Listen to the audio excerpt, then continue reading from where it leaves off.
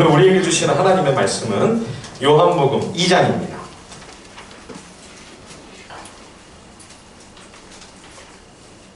요한복음 2장 1절로 11절까지의 말씀 우리 함께 교독하겠습니다. 신약성경 요한복음 2장 1절에서 11절까지의 말씀입니다. 사흘째 되던 날 갈릴리 가나에 혼례가 있어 예수의 어머니도 거기 계시고 예수와 그 제자들도 혼례의 청함을 받았더니 포도주가 떨어진지라 예수의 어머니가 예수에게 이르되 저들에게 포도주가 없다 하니 예수께서 이르시되 여자여 나와 무슨 상관이 있나이까 내 때가 아직 이르지 아니하였나이다. 그 어머니가 하인들에게 이르되 너희에게 무슨 말씀을 하시든지 그대로 하라 하니라. 거기 유대인의 정결히 실을 따라 두세 통 드는 돌 항아리 6이 놓였는지라. 예수께서 그들에게 이르시되 항아리에 물을 채우라 하신즉 아기까지 채우니 이제는 떠서 연회장에게 갖다 주라 하시매 갖다 주었더니 연회장은 물로 된 포도주를 맛보고도 어디서 났는지 알지 못하되 물 떠온 하인들은 알더라. 연회장이 신랑을 불러 마다대 사람마다 먼저 좋은 포도주를 내고 취한 후에 낮은 것을 내거늘 그대는 지금까지 좋은 포도주를 두었도다 하니라. 다 함께 예수께서 이 첫 표적을 갈릴리 가나에서 행하여 그의 영광을 나타내심에 제자들이 그를 믿으니라. 아멘. 요한복음 묵상으로 새해를 시작합니다. 요한복음은 예수님의 사랑을 가장 많이 받은 제자 중 한 사람 요한, 제일 늦게까지 살아남아서 그 반모섬의 유배 중에 요한계시록을 기록을 했고 90세가 넘도록 오랜 기간 사랑의 사도로 불리며 사역을 감당한 사도 요한을 통하여 성령께서 기록해 하신 말씀이 바로 요한복음입니다. 마태, 마가, 누가복음은 서로 겹치는 내용들이 좀 많이 있습니다. 물론 각 책마다 중점을 두는 나름의 특징과 초점이 있기는 합니다만 그래도 서로 반복되고 또 여기에 기록된 내용들이 또 이 책에도 나오고 그렇게 함께 참고하면서 볼 수 있다. 그래서 마태, 마가, 누가를 공관복음이다 이렇게 이야기를 하죠. 같이 본다 이런 뜻입니다. 근데 세 복음서와는 이 요한복음이 사뭇 성격이 다르기 때문에 공관복음에 포함이 안 됩니다. 예수 그리스도의 신성, 그분의 하나님이심을 강조하는 이 요한복음은 사복음서 중에서도 독보적인 위치를 점하고 있는 것이죠. 오늘 말씀은 갈릴리 가나의 혼인잔치에 참여하신 주님께서 물로 포도주를 만드신 아주 유명한 사건을 기록한 내용입니다. 이 혼인잔치가 있던 가나, 이 동네가 어디에 있던 동네지요? 정확하게 이게 파악하는 것은 쉽지 않지만, 이게 이제 갈릴리 바다죠. 예수님이 주로 사역을 하시고 활동하셨던, 물론 이제 가끔 예루살렘에도 가시고, 때로는 좌 오른편에 가다라라고 되어 있는 이제 거라사 지역이죠. 그 밑에는 이제 베다니, 자주 주님이 가셨던 동네입니다. 이제 주로 가버나움을 중심으로 해서 베세다, 게네사렛, 디베랴, 고라신 이런 쪽에서 주로 활동을 하셨죠. 저 왼쪽에 맨 밑에 나인이라고 하는 데는 주님이 한 과부의 그 죽은 아들을 살리셨던 그런 표적이 있었던 곳이고, 그 다음에 그 중간에 나사렛, 여기가 이제 예수님의 고향이죠. 그리고 그 위에가 아마 가나이지 않았겠는가. 지금 여러 사료들을 바탕으로 학자들은 그렇게 추정을 합니다. 이 가나가 예수님의 제자 나다나엘, 바돌로메의 고향이기도 합니다. 이 나다나엘이 이제 빌립에 와가지고 먼저 이제 내가 메시아를 만났다. 그분이 누구냐? 갈릴리 나사렛 출신이다. 그러니까 가나 사람이었던 나다나엘이 뭐라고 그랬죠? 나사렛에서 무슨 선한 것이 날 수 있느냐? 여러분 보세요. 뭐 가나나 나사렛이나 뭐 예루살렘에 보면 다 저 깡촌 시골 변방 갈릴리예요. 똑같이. 근데 가나 사람이 볼 때는 나사렛이 좀 띄엄띄엄 보였던 모양이죠. 그죠? 나사렛에서 무슨 선한 것이 날 수 있느냐. 아주 그냥 싹 무시를 했는데 그럼에도 불구하고 주님은 그런 나다나엘을 참 이스라엘 사람이다. 그 속에 간사한 게 없다. 그러시면서 제자로 맞이해 주셨죠. 이 가나에서 혼인잔치가 있었던 겁니다. 예, 이 지도를 그냥 떼어놓으세요. 그런데 이 혼인잔치에서 포도주가 일찍 동이 나버렸습니다. 여러분, 결혼식 피로연에서 음식이 다 소진이 돼서 내놓을 게 없는 그런 상황이 되었다가 한번 생각을 해보십시오. 저는 예전에 그런 경우를 실제로 경험한 적이 있습니다. 예, 친구 결혼식이었는데 먼 지방에서 한참을 운전해서 내려가서 결혼식을 참여하고 이제 시장에서 이제 음식을 기다리는데 아무리 기다려도 음식이 안 나오는 거예요. 예, 그러니까 미리 충분하게 준비를 해놨으면 바로바로 나올 텐데 아마 예상을 조금밖에 못했던 모양이에요. 더 많은 하객들이 오니까 음식이 준비된 게 다 소진이 된 거죠. 그래서 다시 새로 뭐 갈비탕 끓이고 잔치국수 막 끓이고 이렇게 하려다 보니까 시간이 많이 걸린 거예요. 그러니까 옆에서 막 짜증을 내더라고요. 결혼식이 왔는데 예, 막 인상 찌푸리고 분위기가 막 험악해지는 것을 느꼈어요. 예, 제가 그때 결혼하기 전이었거든요. 이게 음식이 이렇게 안 나오면 큰일 나는구나. 잔치가 이게 잔치가 아닌 게 되는 거구나. 아주 그 인상 깊었던 경험이었습니다. 제 친구 결혼식이니까 내일처럼, 그쵸? 막 걱정이 되는 거예요. 예, 그래서 아주 정말 제가 막 신랑인 것처럼 발을 동동 구르면서 아주 아찔했던 그 느낌이 오래전 일인데도 아주 생생합니다. 포도주는 잔치의 여음을 돋우기 위한 음식이 아닙니까? 세상에 믿지 않던 분들, 특히 그 중에서도 약주를 아주 즐겨 하셨던 분들은 이게 이렇게 한 잔이 좀 들어가 줘야 얘기도 막 술술 나오고 대화도 되고 그런 거죠. 예. 믿음이 없던 우리 장년 남성들이 교회에 와서 제일 놀라는 게 뭐죠? 아니 어떻게 남자들이 맨정신에 술도 한 잔 없이 그 과자부스러기 이렇게 그거 주워 먹고 있으면서 어떻게 맨정신에 남자들끼리 그렇게 모임을 가지느냐. 여기에 굉장히 충격을 받는 거죠. 그분들이 볼 때는 그게 너무 신기한 거죠. 예. 잔치의 흥을 돋우기 위해 그 중요한 음식 중 하나였던 이 포도주가 벌써 떨어졌으니까 이게 얼마나 지금 난감한 일이었겠습니까? 여러분, 이것은 굉장히 중요한 상징입니다. 하나님이 없는 이 세상은 이렇게 모든 것이 한없이 부족하고 불충분한 곳이다. 이것을 우리에게 일깨워주는 것이죠. 풍성한 생명자원의 공급자이신 하나님으로부터 이 세상이 끊어지게 되면 이렇게 모든 자원들이 너무 쉽게 고갈이 되는 거죠. 포도주 아니겠습니까? 우리 인생이 정말 기쁘고 즐겁게 행복하게 살아가는 그런 관계에 필요한 기쁨의 자원, 사랑의 자원, 그런 행복의 모든 자원들이 너무나 금방 바닥이 나버리는 거죠. 기쁨과 즐거움이 지속되기가 너무 어려운 일이기 때문에 그래서 억지로라도 기분을 끌어올리려고 포도주를 마시는 게 아니겠어요? 그런데 그런 포도주마저 떨어졌으니 얼마나 지금 절망스러운 상황입니까? 이것이 하나님 없는 이 어두운 세상의 한계입니다. 처음에는 소망 가운데 의욕적으로 출발합니다. 그러나 금세 지치고 탈진합니다. 처음에는 웃음이 있지만 갈수록 우울함과 슬픔이 깃들죠. 생수의 근원이신 여호와와 단절된 이 세상은 그 힘과 그 의지와 그 선한 의욕이 오래가지 못합니다. 그 동력이 쉬 떨어져서 참 초라하고 궁색한 지경에 이르게 되는 것이죠. 이것이 하나님을 등진 죄인의 불쌍하고 처량한 실존입니다. 여러분 보세요. 겉모습은 지금 잔치예요. 여러분 결혼잔치가 지금도 그랬지만 옛날에는 더욱더 얼마나 서로 따뜻한 축복이 오가고, 그렇죠? 완전히 지금 이 동네 잔치 아닙니까? 그죠? 모두가 기뻐하고 가장 행복하고 즐거운 그런 잔치인데 실상은 어때요? 포도주가 떨어졌어.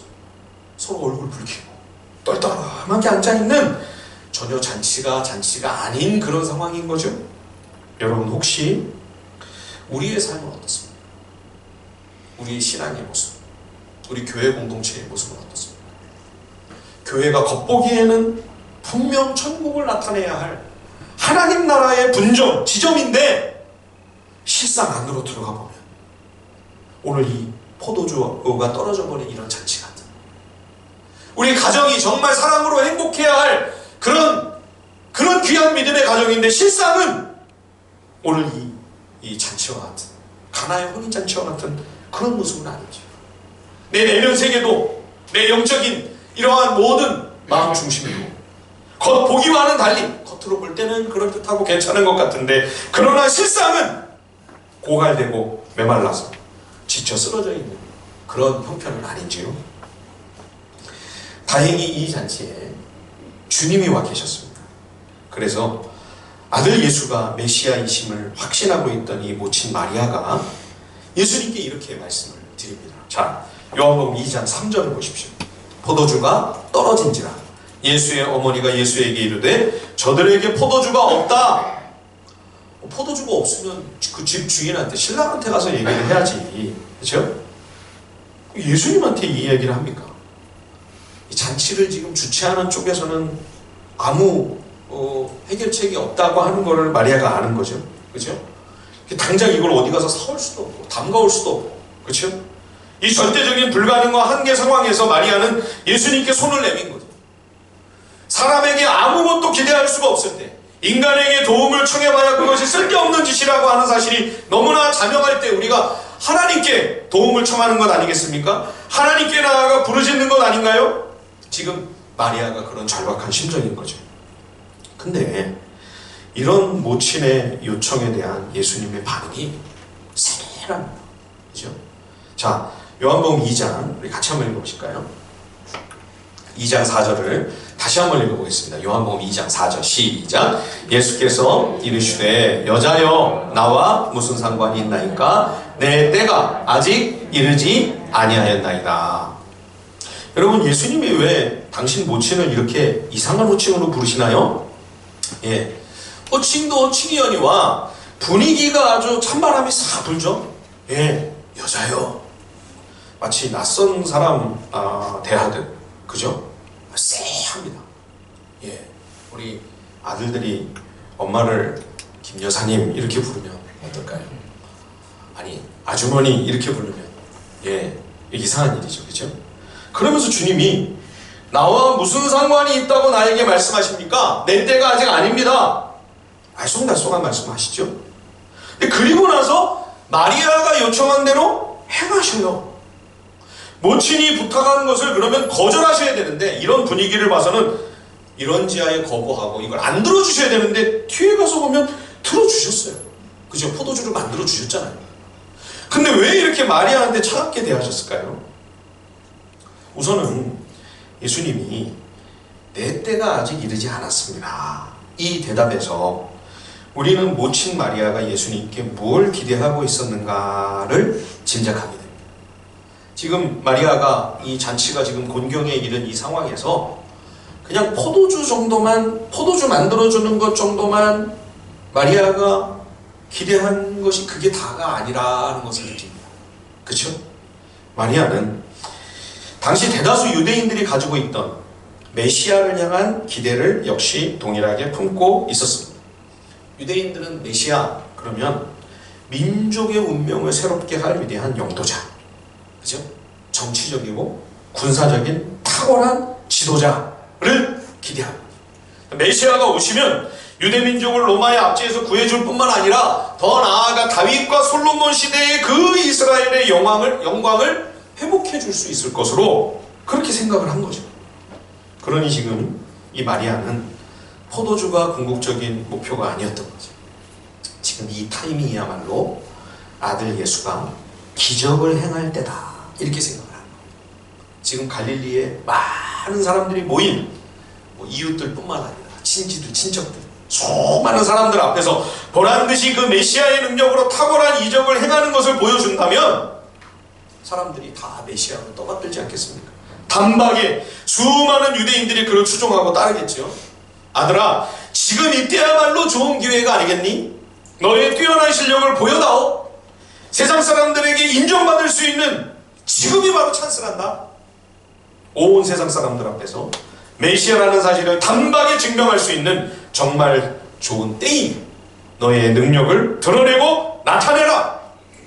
이것이 아들을 향한 모친의 기대요 소망이었던 거죠. 주님이 여기서 냉정하게 거절하십니다. 내 때가 아직 아닙니다.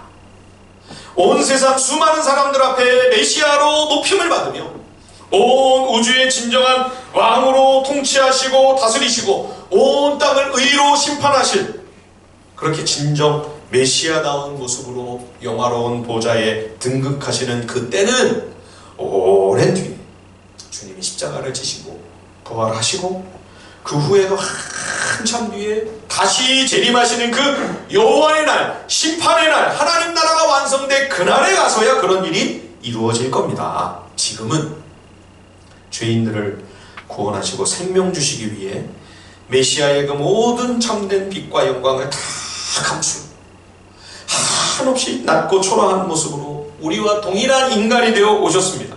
그리고 심지어 십자가에까지 내려가 죽임을 당하는 그 치욕과 그 고난을 다 겪으셔야만 되는 거죠. 이 유대인들이 생각하는 메시아, 마리아나 또 제자들이 기대하는 메시아의 그 메시아 삶 속에는 그런 고난, 무슨 십자가 순환, 전혀 그런 것은 들어있지 않는 거죠. 예. 그래서 사람들이 생각하는 영광, 마리아가 지금 생각하고 제자들이, 유대인들이 생각하는 그런 영광, 우리들이 생각하는 그러한 영광과 예수님이 생각하고 계시는 영광은 그 본질과 차원이 전혀 다릅니다. 이게 같지 않아요, 여러분. 당시 유대인들, 마리아와 예수님의 제자들뿐만 아니라 오늘날 우리들이 생각하는 영광도 마찬가지죠. 그 영광은 어떤 것입니까? 이 세상에서 잘 되는 거죠. 건강하고, 형통하고, 성공하고, 높아지고, 출세하고, 내 자아와 그 영향력이 극대화되는 것, 그게 우리들이 바라는 영광 아닙니까? 그런데 요한복음에서 예수님이 생각하신 영광은 어떤 수준, 어떤 차원인가? 이제 우리가 계속해서 요한복음 말씀을 살피면서 우리가 함께 묵상하겠습니다만, 요한복음 12장 23절 24절을 먼저 좀 한번 보면요, 요한복음 12장 23절 24절 우리 같이 한번 찾아서 한번 읽어볼까요? 요한복음 12장, 요한복음 12장. 예, 좀 먼저 앞서가서 요한복음에서 굉장히 중요한, 어떻게 보면 키워드라고 할 수 있는 말씀인데요. 요한복음 12장 23절 24절 다 함께 한번 읽어보겠습니다. 요한복음 12장 23, 24절 시작. 예수께서 대답하여 이르시되 인자가 영광을 얻을 때가 왔도다. 내가 진실로 진실로 너희에게 이르노니 한 알의 밀이 땅에 떨어져 죽지 아니하면 한 알 그대로 있고 죽으면 많은 열매를 맺느니라. 예수님의 영광은 뭡니까? 십자가예요. 십자가. 십자가의 희생과 죽음을 통해 죄인을 용서하시는 그 하나님의 거룩한 구속의 뜻을 이루시고, 부활로 그 구원을 완성하여 하나님의 뜻을 이루며 하나님 나라를 완성하는 것, 그게 지금 예수님이 생각하는 영광이죠. 그래서 여러분, 앞으로 요한복음을 묵상하실 때 이 세상 사람들, 이 인간의 이 영광, 제자들이 생각하는 영광, 이 영광과 예수님이 말씀하시는 영광이 계속 부딪힙니다. 바리새인들, 사두개인들, 제사장과 대제사장들이 생각하는 영광과 세상 영광, 인간의 영광과 주님이 생각하고 계시는 영광이 계속 충돌을 해요. 이 부분을 여러분들이 주목하시면서 요한복음을 묵상하면 참 좋겠습니다. 그러므로 지금 당장 기적을 나타내므로 세상 영광을 얻으라고 하는 이 모친의 요구에 예수님은 냉담하셨던 것입니다. 아닙니다. 지금은 인자가 세상 영광을 얻을 때가 아닙니다. 지금 저는 십자가의 영광을 향해 나아가고 있습니다.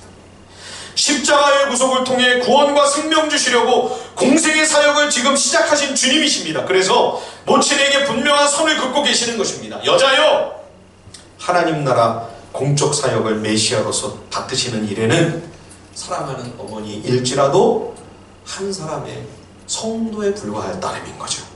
여자요. 예. 예수님께서 사랑하시는 제자들과 대화를 나누실 때도 이보다 더 차가운 정도가 아니라 아주 무섭게 말씀하실 때도 있었죠. 그렇죠? 예수님께서 제자들에게 십자가를 지시고 죽으셔야 된다고 말씀하시니까 제자 베드로가 그냥 화를 버럭내죠. 그래서 예수님을 정면으로 막아섰을 때 예수님은 오늘 이 어머니에게보다도 훨씬 더 차갑고 아주 단호하고 강하게 말씀하셨죠. 베드로한테 뭐라고 하셨습니까? 사탄아, 내 뒤로 물러가라. 너는 나를 넘어지게 하는 자로다. 네가 하나님의 일을 생각하지 아니하고 인간의 일만 생각하고 있구나. 베드로는 예수님이 절대 죽으셔서는 안 된다고 생각을 했습니다. 왜냐하면 왕이 되셔야 자기도 한 자리 차지하고 출세를 할 텐데, 그렇죠? 예수님이 돌아가신다니 불같이 화를 내면서 제자가 막 예수님을 막 꾸짖고 책망을 하죠. 절대 그런 일이 있을 수 없습니다. 그러자 주님이 베드로가 정신 번쩍 나게 야단을 치시죠. 네 하잘것없는 세상 욕망과 야심 때문에 하나님의 거룩하고 영광스러운 뜻을 놓치지 말아라. 예수님의 모친 마리아도 베드로와 지금 비슷한 마음을 가지고 있었던 겁니다. 많은 사람들이 모여있는 이 자리에서 아들이 큰 이적을 행한다면 얼마나 사람들이 박수치고 환호하며 순식간에 사람들이 예수를 메시아로 알아보고 손쉽게 왕의 자리에 오를 수 있지 않겠는가. 그러나 예수님은 단호하게 말씀하십니다. 그게 나와 무슨 상관이 있습니까? 그게 나와 무슨 상관이 있습니까?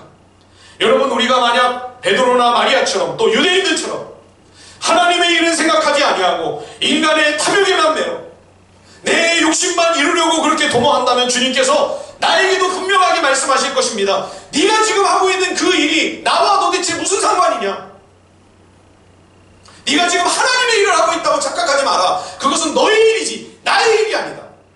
그것은 땅에 속한 일이지 하늘에 속한 하나님의 사역이 아니다. 그것은 나와 아무 상관이 없다. 베드로도 마리아도 유대인들도 언제나 주님께 기대하고 요청하는 게 뭡니까? 기적입니다. 기적. 놀라운 이적.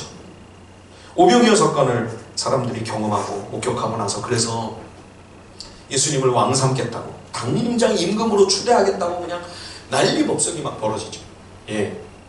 그러나 예수님은 그런 무리들을 피하여 조용하고 한적한 곳으로 가십니다.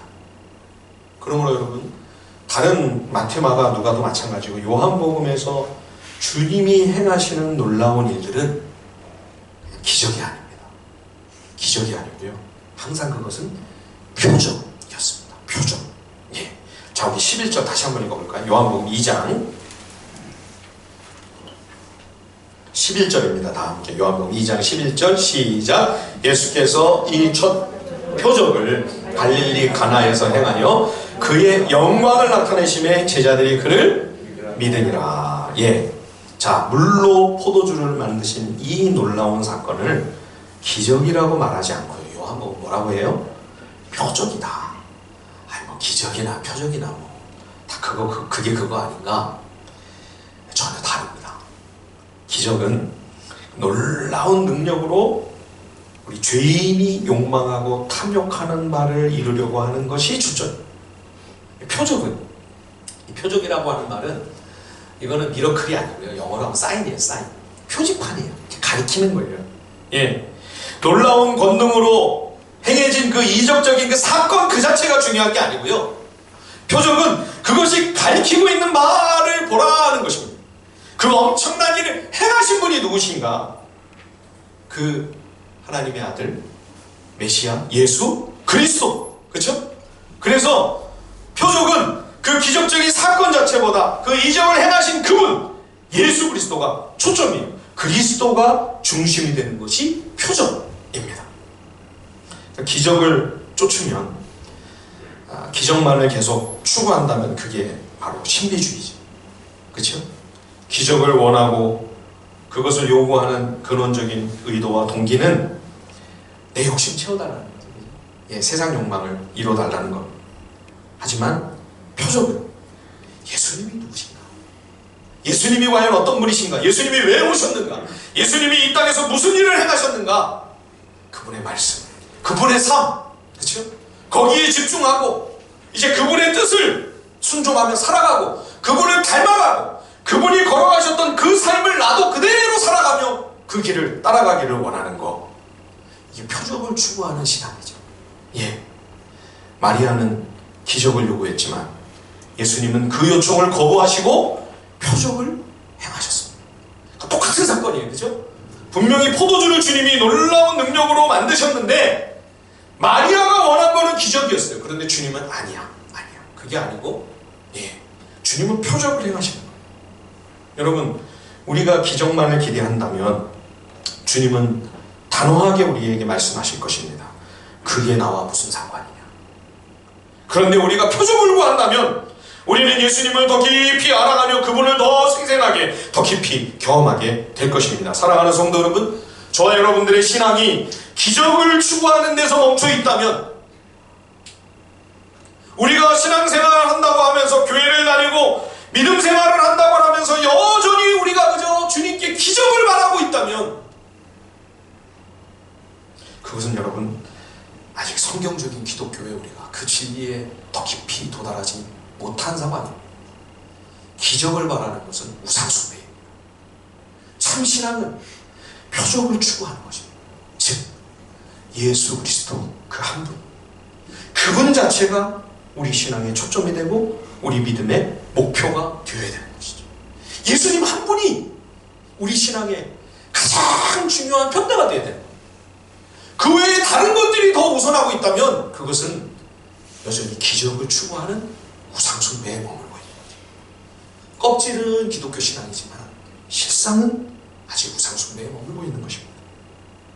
자, 그런데 여기서 마리아의 믿음이 참 놀랍습니다.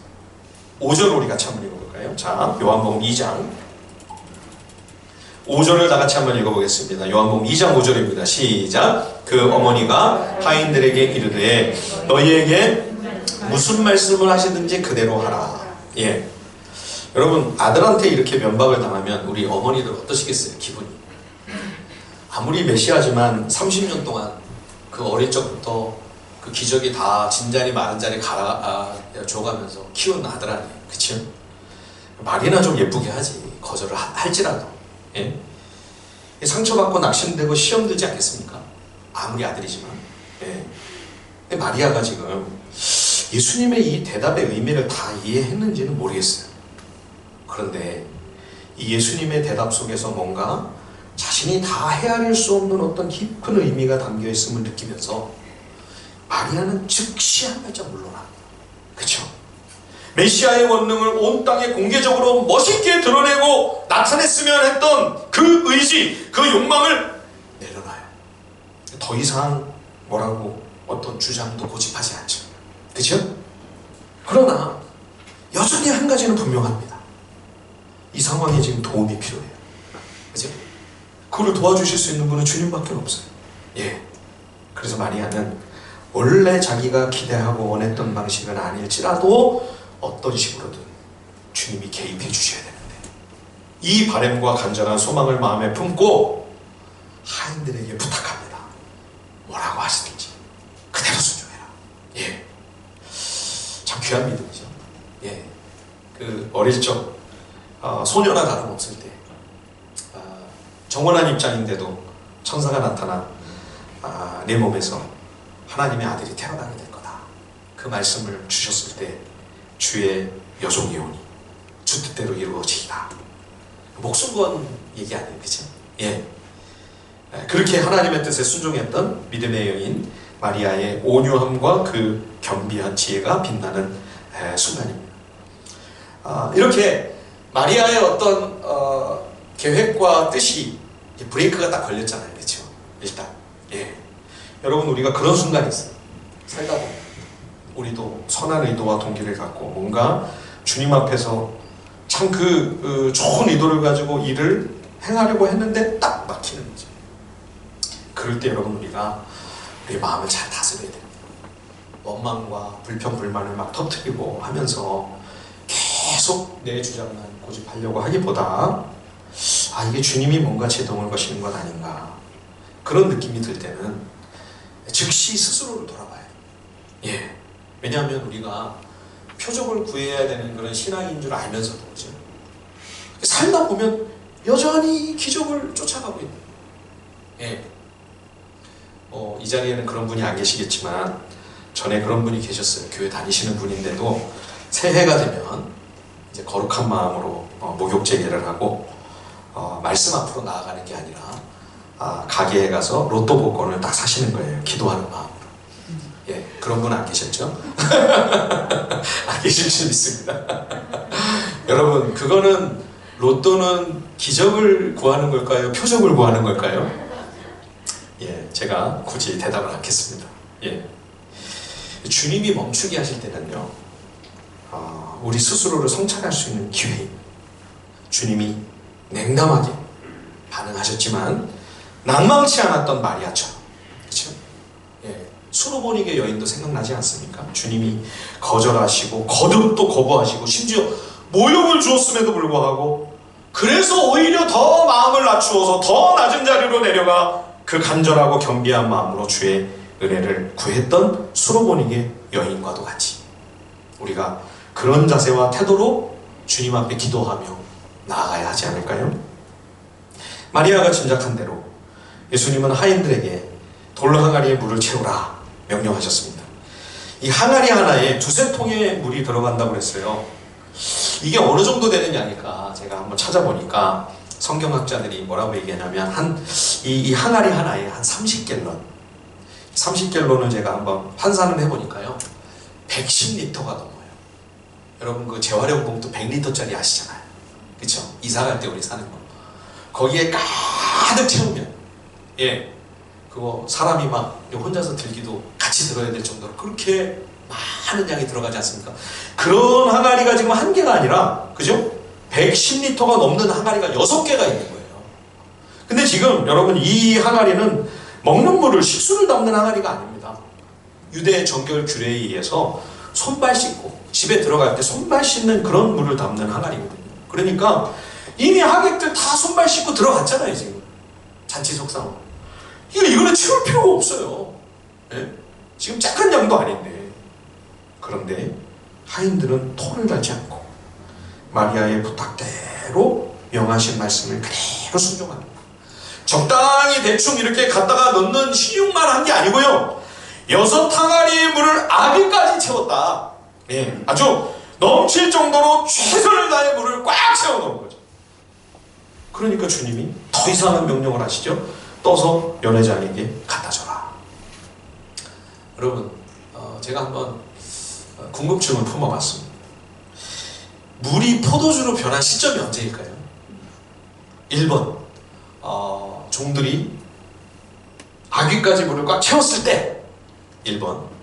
2번, 떠서 연회장에게 갖다주는 그 순간, 그 사이. 3번, 그때까지는 안 변했는데 연회장이 딱 맛을 보려고 이렇게 입에 닿는 순간. 그리고 4번은 모르겠다. 자, 1, 2, 3, 4번 중에 몇 번? 예. 예. 그럴 줄 알았어요. 예. 5번 말씀하시는 분 없는 게 다행입니다. 저는 1번 같아요. 왜냐하면 이게 꼭 맞는 것은 아닙니다. 근데 제 예상은 말씀을 근거로 해야 되니까. 왜냐하면 여기 7절, 8절, 9절을 보십시오. 예수께서 그들에게 이르시되 항아리에 물을 채우라 하신즉 아기까지 채우니 떠서 연회장에게 갖다 주라 하시매 갖다 주었더니 연회장은 물로 된 포도주를 맛보고도 어디서 났는지 알지 못하되 물 떠온 하인들은 알더라. 하인 한 사람, 물 떠다 준 그 사람만 포도주로 변했네, 이게 아니라 물 떠온 하인들이 다 알았어요. 그러면 아마 이것은 물을 다 떠와가지고 거기에 찰랑찰랑 채운 그 순간 분명히 물을 갖다 채웠는데, 허드렛 물을 갖다 채웠는데 갑자기 진한 향기로운 포도주 냄새가 진동하는 거죠. 그치? 예. 그래서 이 하인들이 그걸 다 목격했다 라고 말씀하신 것이 아닌가.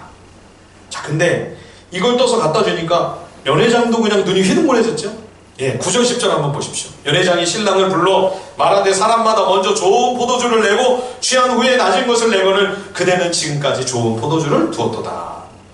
연회를 주관하는 이 사람이 수많은 잔치를 이제까지 치러봤는데 보통은 다 최상품의 포도주로 처음에는 시작을 하지만 사람들이 좀 알딸딸해지면 이제 좀 떨어지는 걸 내오는 거예요. 포도주가 워낙 귀한 거다 보니까. 아니 근데 이 집은 어떻게 지금까지도 이런 귀한 포도주를 여전히 남겨놓았는가, 크게 놀라는 거죠. 여러분, 이것이 바로 하나님 나라입니다. 이 세상은 화려하게 시작하지만 끝은 전부 용두사미입니다. 시간이 지날수록 무뎌지고 녹습니다. 지치고 활력을 잃고 낡고 늙고 생기를 잃죠. 그 시작은 창대하지만 그 마지막은 초라하게 이를 데 없습니다. 하나님의 나라는 점점 더 은혜가 풍성합니다. 은혜 위에 은혜를 부어주십니다. 생명을 주시되 그 생명을 갈수록 더 풍성하게 누리게 되는 것이죠. 그래서 처음보다 점점 더 좋아지는 나라. 여러분, 천국이 재미가 없다고요? 말도 안 되는 소리 하지 마세요. 갈수록 더 새로워지는 나라예요. 그 나라는 어떻게 재미가 없을 수가 있어요? 예, 갈수록 은혜가 더 충만한 나라, 그 나라가 하나님 나라입니다. 하나님 나라가 완성되는 그날 요한계시록에는 어린 양의 혼인잔치가 열리게 된다고 말씀했습니다. 그 잔치는 이 땅의 혼인잔치처럼 포도주가 떨어지는 그런 잔치가 아닙니다. 포도주가 없으면 흙이 식어버리는 그런 류의 잔치가 아닙니다. 포도주가 없어도 즐거움과 기쁨과 희락이 끝이 없이 계속되는 나라, 그 잔치가 천국 어린 양의 혼인잔치입니다. 그 잔치에 초대받으신 여러분들 축하를 드립니다. 자, 예수님이 바로 그 천국 잔치를 개최하시는 분이라는 것을 미리 보여주는 표적이 바로 오늘 이 가나의 혼인잔치인 거죠. 그래서 주님이 공생애를 지금 시작하시면서 가장 중요하고 어떻게 보면 의미 있는 이 첫 번째 표적을 다른 곳에서가 아니라 바로 이 혼인잔치에서 행하시는 거죠. 물이 변하여 포도주가 되게 하시는 이 표적은 하나님 나라가 본질적인 변화를 가져오는 나라임을 보여줍니다. 물이 포도주로 바뀌는 것은 물리적인 변화가 아닙니다. 쇳덩어리 갖다가 막 두들기고 물속에 놓고 해서 칼과 망치를 만드는 것 같은 그런 물리적인 변화가 아니고요, 원소 기호가 완전히 뒤바뀌어지는 화학적인 변화입니다. 지난 수요일에도 그런 이야기를 우리가 나눴죠. 사람이 참 안 바뀐다. 내 자신을 봐도, 다른 사람을 봐도 사람은 참 변하지 않는다. 저도 그런 생각을 참 많이 합니다. 얼마 전에 신학교 후배를 25년 만에 만났어요.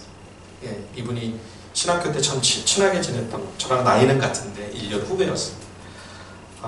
근데 캐나다로 유학을 가가지고 거기 이제 25년을 살다가 얼마 전에 귀국을 해서, 우리 동서울 노예인데 이제 다른 노예로 청빙을 받아가지고 가시게 돼서 그 서류 절차를 제가 도와주다가 이분이 귀국한 걸 알고 오랫동안 연락이 끊어져 있다. 오랜만에 만났는데 처음에는 못 알아봤어요. 머리가 저보다 더 하얗게 샜어요. 그래서 목사님이에요 하면서 만나서 이제 같이 밥을 먹고 대화를 나누는데, 옛날에 그 풋풋했을 때 총각 때 만나서 느꼈던 그 좋은 느낌, 비록 머리는 할아버지같이 하얗게 샜지만 25년 전에 그 느낌이 그대로 있는 거예요. 참 사람은 안 변하는구나. 좋은 느낌이 있었던 사람은 30년이 지나도 여전히 좋은 느낌이고, 그때 별로 안 좋은 느낌이었으면 나중에 봐도 또 여전히 안 좋은 느낌이에요.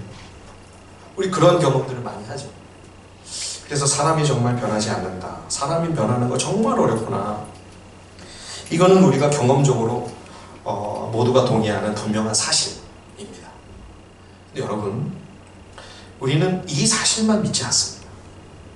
이것도 사실이지만, 이것도 자명하고 분명한 확실한 사실이지만, 그러나 우리에게 더 분명한 진리가 하나 있습니다. 우리는 그것을 또 믿습니다. 그건 뭐냐면, 성령께서 이렇게 변화되지 않는 죄인을 변화시키려고 하시는, 그걸 원하시는 마음이 있으시다면 변화시킬 수 있으신 분이 바로 성령 하나님이시다. 그 사실을 우리가 또 압니다. 그렇죠? 그래서 성령 하나님께서 하나님 나라의 은혜와 생명을 부어주시면 바뀌는 것이 불가능한 죄인도 변화가 일어난다. 이 사실을 우리는 또 더 분명하고 더 확실하고 자명한 진리로, 성경 진리로 이것을 믿는 사람들이 우리 믿음의 사람들인 거죠. 그래서 여러분, 도둑놈이었던 오네시모가 유익하고 충성스러운 바울의 동역자가 된 거죠. 오네시모 이름의 뜻이 뭡니까? 유익한 사람이라는 뜻입니다. 유익한 사람. 근데 유익한 사람이었나요? 주인한테 손에 끼치고 도망간 도둑놈이었잖아요. 무익한 종이었어요. 그런데 예수님을 만나 성령께서 그의 심령 속에 본질적인 변화를 일으키시니, 하나님 나라의 화학적인 변화가 일어나니 바울에게 둘도 없이 정말 필요한 귀하고 유익한 충성스러운 일꾼으로 바뀐 거죠. 그렇게 말 안 듣고 속썩이고 맨 사고나 치던 마가 요한 사도들과 초대교회에 꼭 필요한 동역자로 변화시키신 분이 성령 하나님이 아니십니까?